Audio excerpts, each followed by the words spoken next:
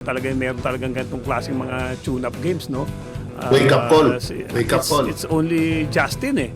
Si Justin Brownlee lang eh. Tapos for a while, doon Si sa Lebanon, Scotty, for a Scotty. while, naka-help si Optana, naka-help nung first half si Scotty, okay, si Jun Maconte. Pero nung napagod. Then nakita ko yung kakulangan ni Kai Soto.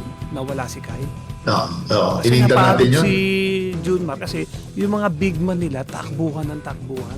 Pag may opportunity, tumatakbo talaga.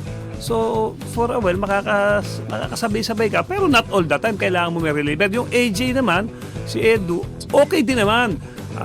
Nakakasabay. Kaya lang, pagdating sa offense, okay, medyo kulang naman sa galaw.